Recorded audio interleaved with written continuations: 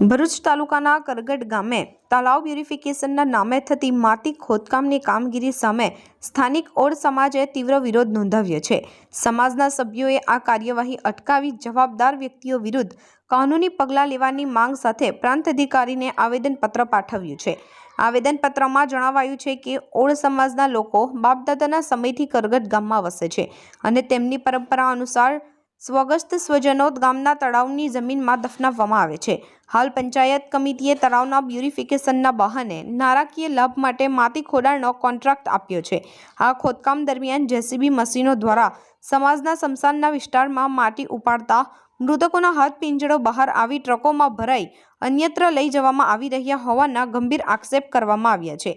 સમાજના આગેવાનોએ આ ઘટનાને માનવતાના નામે કલંક ગણાવી તાત્કાલિક કાર્યવાહી કરી ખોદકામ બંધ કરાવવાની તેમજ સ્મશાન જમીન ઓડ સમાજના નામે જાહેર કરવાની માંગણી કરી છે। જય ભારત। આજે અમે ગામ કરગટ અમારો ઓડ સમાજ અને હું પણ એક ઓડ સમાજનો વ્યક્તિ છું અને નામ છે વિજયભાઈ ઓડ। આજે અમે અમારા ગામને માટી ખોદકામની સમસ્યા લઈને અમે પ્રાંત અધિકારી કલેક્ટર સાહેબને આવેદનપત્ર આપવા માટે આવ્યા છે। મુદ્દો એ છે કે અમારા ગામની અંદર હદથી વધારે માટી ખોદકામ થઈ રહ્યું છે, જેમાં અમારા સ્મશાનની હદમાં ખોદકામ થઈ રહ્યું છે, જેમાં અમારા સ્વજનોના હાડકા ખોદકામની અંદર બહાર નીકળી ગયા છે। હવે એ મુદ્દો એ રહ્યો છે કે હવે અમારા આ સ્વજનોને બીજે કઈ જગ્યાએ અમારે કરવા છે, દફન કરવા છે, ત્યાં કે ત્યાં જગ્યા રવા દીધી નથી।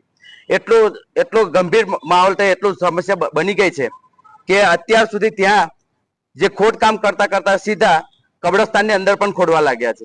એટલે અમારે પ્રાંત અધિકારી કલેક્ટર મામલતદાર સાહેબ કલેક્ટર સાહેબ જે હોય અમારે એટલી મુદ્દો છે કે આ કામ અટકાવે અને ગામમાં લૂંટફાટ તત્વો જે છે તે પૈસા લઈ લઈને વધારાનું ખોદકામ કરાવે છે, એના પર કાર્યવાહી થાય અને આના પર જે અમે રોકટોક કરવા જઈએ છીએ ને જે અમને રોકટોક કરવામાં અટકાવ કરે છે તો પોલીસ કેસ કરી એમાં કાયદેસરની કાર્યવાહી થાય એવી અમારી માંગ છે। અને જેટલું અમારું કબ્રસ્તાન છે, જે છે અમારું સ્મશાન છે, એનો ચારે બાજુ ફેન્સિંગ થઈ જાય, કોડ થઈ જાય એટલે અમારી માંગ છે।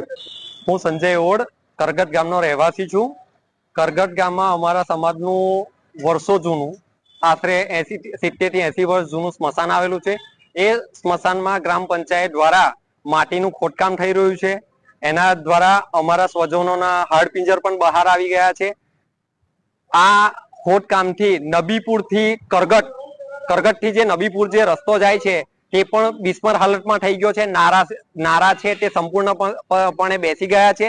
એ રોડનો ફક્ત ઉપયોગ બાળકોની અવર જવર માટે, ઇમરજન્સી કોઈકને સારવાર મળે એ અર્થે અમે મંજૂર કરાવેલો, પણ આ મોટી ટ્રકો અને હાઈવાઓના ઉપયોગથી આ રસ્તો બિલકુલ બિસ્માર હાલતમાં થઈ ગયો છે। તો આની સામે સખત કાર્યવાહી થાય ને આ વસ્તુ તાત્કાલિક ધોરણે બંધ થાય એવી અમારી કલેક્ટર સાહેબ શ્રીને અપીલ છે।